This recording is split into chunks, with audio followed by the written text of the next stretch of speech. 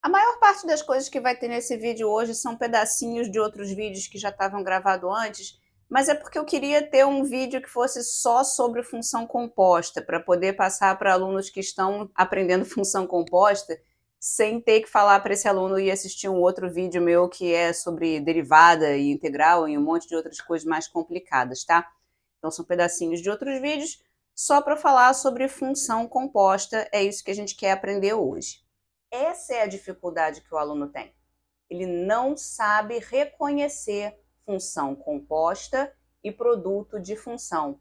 E o problema é principalmente a função composta, tá? Porque produto tem uma analogia muito fácil com o produto de números, que é uma coisa que o aluno aprendeu quando era criança. Então, assim, ele sabe o que significa produto, que 3 vezes 4 é o 4, 4, 4, e aí dá 12, né?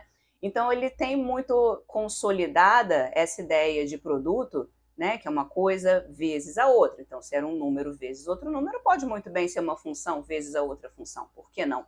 Tá? Só que composição de função não tem uma analogia numa operação numérica que o aluno aprendeu quando criança. Composição de função, ele necessariamente viu pela primeira vez depois de ver função pela primeira vez. Então, a ideia de o que é uma função não está tão consolidada na cabeça do aluno quanto a ideia de o que é uma multiplicação. Produto, a ordem na qual você faz as contas da f e da g para depois multiplicar, não importa. Você pode primeiro calcular o f de x e depois o g de x, ou vice-versa, e depois você multiplica os dois. Composição. Aqui não tem jeito, você não vai calcular o f primeiro porque você não sabe f do que você está calculando. Você só vai saber f de que quando você calcular esse g de x primeiro, porque o g de x é a coisa que está dentro do parênteses da f. O número que está entrando na f é o g de x. Tem um exercício que eu gosto de fazer em sala de aula com os alunos que é assim, tem um papel com a função, né? Então tem um aluno é a g, outro aluno é a f, e deixar bem explícito quais são as funções f, g, tá? Coisas bem simples, tipo multiplicar por 2. E a ideia é que o aluno sabe qual função ele é, então quando você fala um número para ele, ele tem que falar o número que sai da função. E aí, dependendo da posição como você coloca os alunos, tem que ser uma composição ou um produto, né? Um aluno do lado do outro vai ser um produto. Para fazer uma composição fica bonitinho, porque um aluno tem que dar um abraço no outro. Vamos ver um exemplo aqui. 5, 8, 10, 4, 7, 8, 5, 10, 13, 5, 8, 16, 4, 8, 11, 4. 7, 14. Então, é claro que os alunos que eu tinha disponíveis aqui em casa para fazer isso são um pouco mais jovens do que o ideal, né?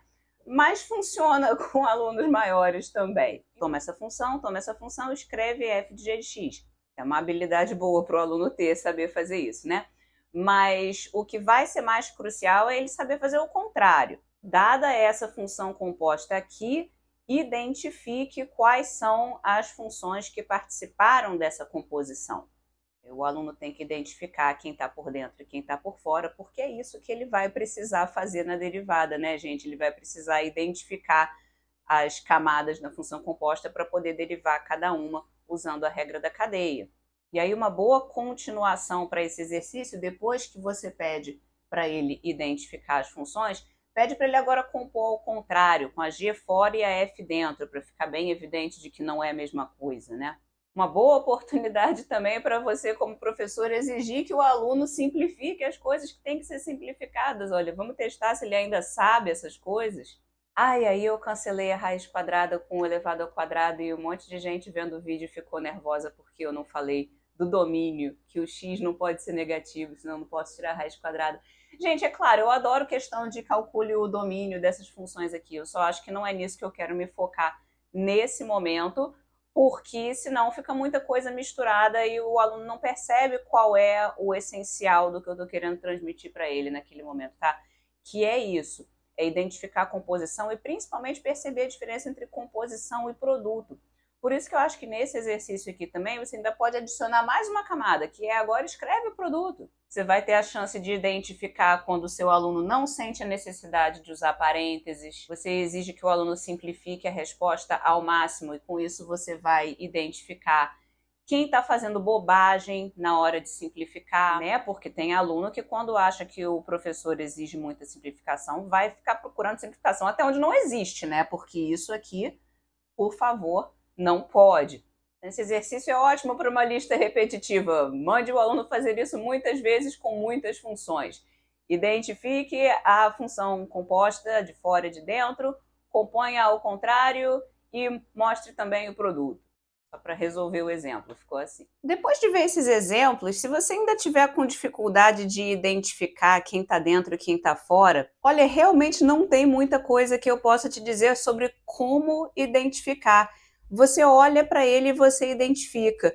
E em algumas funções isso é mais fácil do que em outras. E apesar de log ser uma função que em outros contextos é um pouco mais assustadora, eu acho que nesse contexto o log ele facilita, porque ele é uma função que vem naturalmente com parênteses, assim como função tem parênteses. Então aqui fica um pouco mais claro, né? O f é o log e o g de x é a raiz cúbica de x.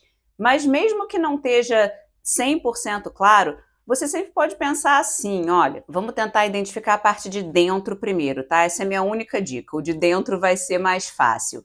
Então você olha para a sua função composta e marca alguma coisa. Raiz cúbica de x, está vendo a raiz cúbica de x? Vamos marcar a raiz cúbica de x com verde. Então agora eu decidi que esse é o meu de dentro, esse é o meu g. Já vou escrever aqui embaixo que o meu g de x é raiz cúbica de x. Agora, para identificar o outro de fora, vamos fazer assim, aproveita que já está meio que circulado de verde aqui, mantém o verde, olha, deixa ele ficar tão verde que você meio que não vê mais bem o que tinha dentro, agora é só uma nuvenzinha verde. Você faz a mesma coisa lá no outro, olha, é o g de x, agora é só uma coisa verde. Gente, essa coisa verde é o x, tá? F do verde é ln do verde. Então, f de x é ln de x. E pronto, está identificado a sua função composta do ln de raiz cúbica de x. Agora vamos fazer um exemplo sem log, não tem parênteses aqui do lado direito. Vamos tentar identificar o de dentro primeiro. Então identifica qualquer coisa que esteja dentro de outra coisa. Olha aqui, x² mais 5 não está dentro daquela raiz? Então vamos falar que o x² mais 5 é o g de x, que é a parte de dentro. Mas e a parte de fora? Quem é? Quem é o f de x? Bom, então para a gente enxergar um pouco melhor, vamos rabiscar aqui o x² mais 5, não interessa muito bem o que tem aqui, é só o fato de que é f de alguma coisa verde, está dando o quê? Raiz cúbica de verde menos 2. Então é esse o seu f, raiz cúbica de x menos 2. Vou fazer um terceiro e último exemplo nessa sequência aqui, que é uma situação onde as pessoas costumam ter mais dificuldade de identificar uma parte de dentro, porque agora realmente não parece ter nada dentro de nada. O que parece é que tem uma coisa embaixo, né? Tem um seno de x embaixo. Tudo bem, é o melhor que eu estou conseguindo identificar, não é dentro, mas é embaixo. Vamos pegar o seno de x para ser verde. Então, o seno de x é verde, significa que ele é o meu g de x. Vou circular o g de x ali de verde também. Agora eu vou dar aquela mesma rabiscadinha que eu estou fazendo nos outros exemplos. E o que eu estou visualizando aqui? F do verde é 1 sobre verde. Então, vai ver que essa é a minha função f de x. F de x é 1 sobre x. Porque aí, quando você faz f de g de x, já vai um seno de x aqui no lugar do verde, né? Então, fica f de seno de x é igual a 1 sobre seno de x, que era exatamente o que a gente tinha no início. Gente, por favor, não precisa ficar rabiscando a sua prova, tá? Isso aqui, depois que você se habituar, você vai perceber que dá para fazer mentalmente. Agora, antes de passar para o próximo pedacinho de vídeo antigo, que eu já mencionei para vocês que o objetivo daqueles vídeos era falar sobre derivada, era falar sobre cálculo, deixa eu só te avisar sobre o que vai acontecer no próximo pedacinho, porque quando a gente está estudando derivada, muitas vezes acontecem as duas coisas misturadas. Acontece uma função composta misturada com um produto, né? Então eu estou aqui tentando te ensinar a perceber a diferença entre produto e composição, porque na maioria dos casos você vai ver as duas coisas misturadas e vai ter que conseguir separar mentalmente o que é o que. São dois tipos de situações muito comuns que você vai ver mais para frente quando estiver estudando derivada. Aqui tem um produto, é o x² vezes o seno de x, e esse produto como um todo está dentro do ln. Então tem uma composição aqui, com log por fora, e esse produto por dentro. Aqui no exemplo de baixo já é uma situação diferente, porque tem uma composição sim, tem o seno por dentro e o ln por fora, e aí depois de fazer essa composição, mais por fora ainda do que ela, tem esse outro produto por x² aqui, tá? Então acontece produto dentro da composta e acontece composta dentro do produto. As duas coisas existem. E esse próximo pedacinho do vídeo antigo que a gente vai ver é sobre como fazer essa distinção da forma correta, é uma coisa muito importante. E se você olhasse para isso aqui do jeito errado, o que aconteceria, tá? Se em vez de pensar que a gente tem um produto onde dentro de uma das partes vai ter uma composição, e se a pessoa tentar tratar a função toda basicamente como uma função composta, o que aconteceria se ela resolvesse tratar dessa forma? Bom, o natural aqui seria dizer que a parte de dentro da composição é o x² mais o x², né? Porque afinal de contas ele está dentro da composição ali. Mas e a parte de fora? E eu já vi vários alunos errarem desse jeito, mas sabe quando você erra sabendo que tem alguma coisa errada? Você não sabe muito bem o que está errado, nem como seria o certo, mas existe uma diferença entre você errar achando que acertou e errar sabendo que tem alguma coisa errada, né? É isso que costuma acontecer aqui. A pessoa sabe que tem alguma coisa errada, mas não tem muita certeza do que. Porque se o x² mais o x² fosse a parte de dentro, dá vontade de botar a parte de fora como o seno de x vezes raiz quadrada. Só que isso não dá certo como composição para gerar aquela função que você tinha no início. Porque se você vai fazer essa função ser a de fora e essa daqui por dentro, então essa parte de dentro aqui, na hora que for entrar na outra função, vai ter que entrar tanto nesse x quanto nesse x aqui. Ficaria uma composta assim, que não era exatamente a função que você tinha no início. Então isso fica como dica também. Se você está tentando fazer de um jeito e não está dando muito certo, vai ver que é do outro jeito, né? Bom, então até agora no vídeo eu não tenho feito nenhuma notação específica para a função composta. Eu estou só escrevendo f de g de x, que é uma coisa que você entende como função composta, mas em termos de notação dos símbolos matemáticos que a gente está usando, não teve nenhuma novidade aqui. É f parênteses, a coisa que entra dentro da f, fecha parênteses. E aí se eu estou colocando uma função dentro daquele parênteses para ser uma função dentro de outra função, aí tudo bem, mas é a mesma notação sendo usada duas vezes, né? Então, eu queria contar para você que existe uma notação específica para a função composta, f de g de x, e o mais importante não é você passar a usar ela em vez de escrever dessa forma. Você pode continuar escrevendo dessa forma porque faz total sentido. Mas é importante você conhecer que a outra notação existe para que você possa ler, porque muitas vezes você está resolvendo uma prova, um exercício, está lendo um livro e a coisa vai usar uma notação que se você não conhece, você vai achar que se trata de um conceito que você não conhece, tá? Então é sempre importante, junto com aprender o conceito, aprender as notações para ele também. Hoje a gente está falando sobre função composta e a notação que existe para função composta é essa daqui. Lê-se F bola G. Não sei se todo mundo lê assim, tá? Eu aprendi a ler assim, mas comenta aí nos comentários se você tem o hábito de falar isso de outra forma. Então o nome do símbolozinho seria bola, a frase inteira é F bola G, mas se você está lendo uma frase, você pode simplesmente falar fog de X, como se a bola fosse um O, que todo mundo vai entender também. Naturalmente, se você for fazer o contrário, com a G por fora e a F por dentro, aí a G e a F vão trocar de posição aqui, né? Em vez de F bola G, vai ser G bola F, lê-se GOF de X. Uma vez que você tem quais são as funções f e g, também nada te impede de botar uma cópia da função dentro da própria função, tá? G de x ou f de x, podemos chamar de GOG de x ou FOF de x, não tem o menor problema. E aí, novamente, continua sendo importante a gente contrastar isso com o produto, né? Porque a gente está querendo muito bem ver a diferença entre composição e produto. E aí fica como a gente fez naquele exercício com os papeizinhos ainda há pouco. Se ficar o f de x vezes o g de x um do lado do outro, cada um com o seu x, inclusive, aí é produto, né? Tá vendo o sinalzinho de vezes aqui, pequenininho? Já quando você está fazendo uma função composta, como a gente disse naquela hora, aí não tem dois x's, aí é um x só. O x entra primeiro na g e depois a resposta desse g de x entra, por sua vez, dentro da f.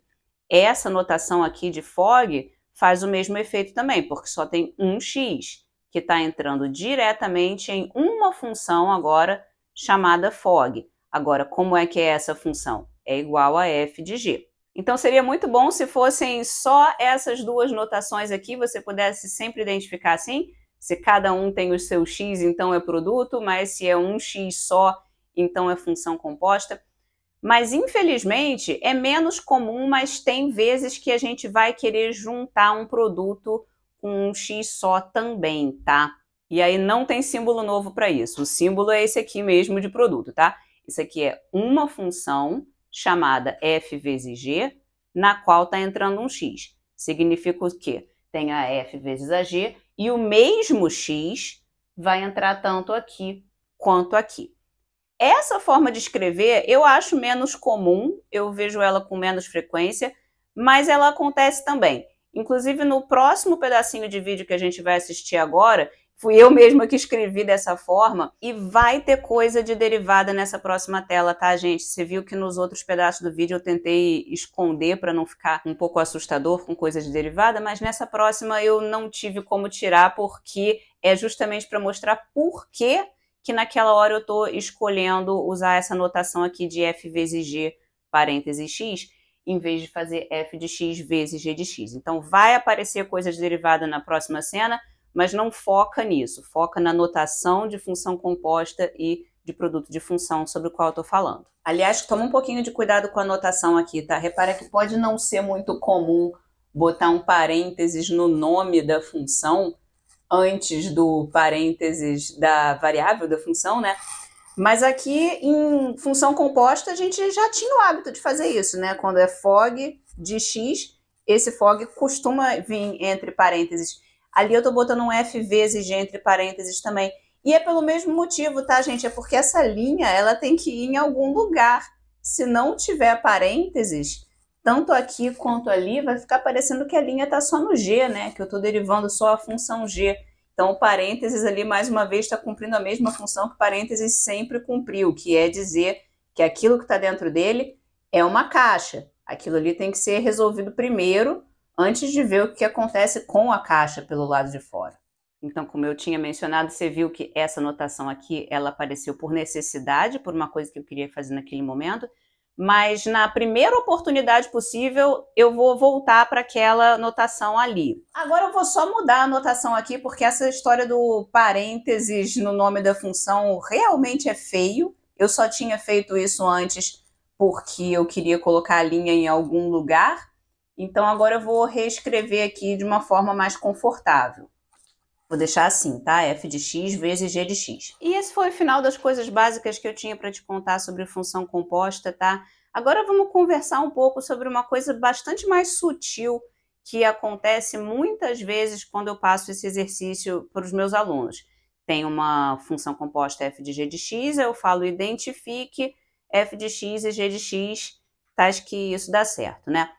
Para mim, o natural aqui, como tem esse parênteses ao cubo aqui, né? É natural que o de dentro seja o raiz de x mais 1 e por fora na f fiquem sendo as coisas que aconteceram com aquele raiz de x mais 1. Então ficou ele ao cubo mais 3. Então f de x é x ao cubo mais 3. Mas conforme os alunos vão ficando um pouco melhores nesse procedimento de identificar o de dentro e de fora, eles começam a ficar mais confiantes e perguntar coisas do tipo: Juliana, mas essa não era a única forma de fazer isso. Por que eu não posso simplesmente considerar só o raiz de x como o de dentro? E aí a de fora fica sendo todas as coisas que aconteceram com aquele raiz de x. Ó, ficou laranja mais 1 ao cubo mais 3. Isso também não seria uma resposta correta? E aí tem outro aluno que fala, não, eu quero fazer o contrário, eu quero, em vez de pegar menos coisa na parte de dentro, eu quero pegar mais coisa.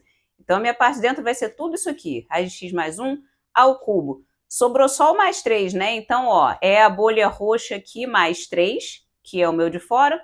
Então, minha função de fora f de x é x mais 3. E aí, Juliana, isso também seria uma resposta correta?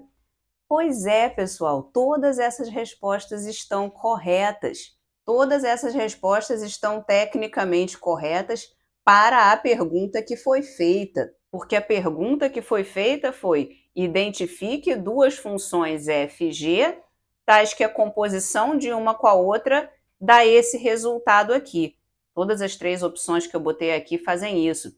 Então, elas tecnicamente atendem ao pedido explícito que foi feito na questão, mas elas não atendem muito bem ao espírito da questão. O espírito da questão foi: vamos treinar para quando a gente for precisar fazer derivada pela regra da cadeia, e essa história toda de composição, de identificar a composição, serve para a gente saber quais vão ser os passos da nossa derivação pela regra da cadeia. Quando você separa essas duas funções compostas aqui, você não resolve o seu problema, você continua tendo uma função composta aqui. Você tem um cubo por fora de um raiz de x mais 1 por dentro. A opção laranja que eu tinha colocado antes, que era essa daqui, apesar de também estar certa tecnicamente, ela também não atende ao espírito da questão, porque continua havendo uma função composta aqui. Tem um x mais 1 por dentro e um x ao cubo por fora. Então, quando eu falo que para mim a opção verde era a mais natural, isso não é simplesmente uma opinião pessoal minha, porque quando eu bati os olhos foi essa que eu vi primeiro do que as outras duas. Não, é porque essa daqui é objetivamente melhor. Nessa daqui a f é simplesmente x ao cubo mais 3 e a g é raiz de x mais 1, e nenhuma dessas duas funções possui uma composição de funções. Então, quando eu pego aquela composição ali e eu quebro desta forma, eu de fato quebrei a composição. Enquanto que nas duas outras opções que eu te dei, eu não quebrei a composição, porque a composição continuou existindo lá dentro, ou da F ou da G. A gente poderia incorporar isso na pergunta, para a pergunta ficar mais direta e ter apenas uma resposta correta? A gente poderia. Seria alguma coisa do tipo: identifique duas funções f e g que não possuem nenhuma composta nelas mesmas e que, quando você compõe uma com a outra, dá esse resultado aqui. Tá bom, só que a pergunta ficou complicada, né? Então aqui tem uma escolha que a gente tem que fazer. A gente deixa a pergunta um pouco mais solta para ela ficar mais legível e mais amigável, ou a gente amarra mais a pergunta para ter exatamente só a resposta que a gente quer e assusta o aluno já na pergunta. E aí, se você quiser pensar ainda mais sobre essas questões sutis e delicadas de quantas respostas corretas será que existem para esse tipo de pergunta feita dessa forma, pausa o vídeo e pensa primeiro se você quiser, porque eu vou te dar a resposta, tá? Quantos pares de funções f e g tecnicamente atendem ao pedido que foi feito? Gente, isso tem tudo a ver com quantas operações estão encadeadas a partir desse x aqui, que é a nossa variável da nossa função, tá? Então, nesse exemplo, ele passou primeiro por uma raiz, depois um mais, depois ao cubo e depois outro mais. Então, foram 4 operações. Bonitinho que dessa vez ficou 1, 2, 3, 4 da esquerda para a direita direitinho, né? Isso nem sempre fica dessa forma. Eu gosto muito de numerar operações assim num outro contexto, quando eu estou resolvendo equações, que não é o que eu vou fazer agora, mas eu falo bastante sobre isso num outro vídeo meu sobre resolução de equações, tá? Então, se você tiver interesse nesse assunto, vai lá dar uma olhada também. Mas nesse momento não é o que eu vou fazer aqui, não. Eu só numerei elas para fazer esse desenho aqui e falar que, bom, você começou com o x, aí você passou pela operação 1, operação 2, 3, 4, finalmente chegando no seu resultado final f de g de x. O exercício que a gente está fazendo aqui trata-se de cortar essa sequência 1, 2, 3, 4 em algum lugar. Então, aqui no caso do par verde, que foi o mais natural para mim, o que aconteceu? A G fez a operação 1, que foi a raiz quadrada, ela fez a operação 2, que foi o mais 1, e aí acabou a G, porque as operações 3 e 4, que são o cubo e o mais 3, vão acontecer na F. Então, a verde cortou a sequência aqui. Já a opção laranja, ela fez o quê? Ela fez só a primeira operação na G, que foi a raiz de x, e todo o resto ficou na F. Então, a opção laranja cortou a minha sequência de operações aqui. Já o roxo fez ao contrário. O roxo fez um monte de coisa na G e deixou só o mais 3, que é a última das operações, para fazer na F. Então, o roxo cortou a sequência aqui. Então, se você estivesse fazendo a pergunta sofisticada pra caramba de quantas formas diferentes eu posso, tecnicamente correto, responder essa pergunta, a resposta era 3 nesse exemplo. E no caso geral, 1 a menos do que a quantidade de operações que está acontecendo no X. Ah, será que não tem outras opções? Será que eu não posso cortar aqui? Bom, gente, se você fizer isso, o seu G não fez nada, né? Todas as operações ficaram na F. Então, tecnicamente, essa é a sua resposta, mas vamos combinar que essa resposta não tá legal. Você não fez nada, você só copiou a função para cá e botou um X na outra. Tem uma resposta igualmente ruim do outro lado? Tem. Se você cortar aqui, significa que você deixou na G todas as operações e não sobrou nada para F. Sua resposta foi aquela dali, que também não é uma resposta boa, né? A gente está tentando quebrar uma composição. A laranja e a roxa quebraram mais ou menos, não quebraram muito não, a verde foi a que quebrou direitinho. Essa daqui e essa aqui não quebraram absolutamente nada. E, gente, a verde não foi a melhor por ela estar exatamente no meio da quantidade de operações, não, tá? Isso foi coincidência. Não tem a ver com quantas operações estão de um lado e quantas estão do outro. Tem a ver com não sobrar composição nem na F e nem na G.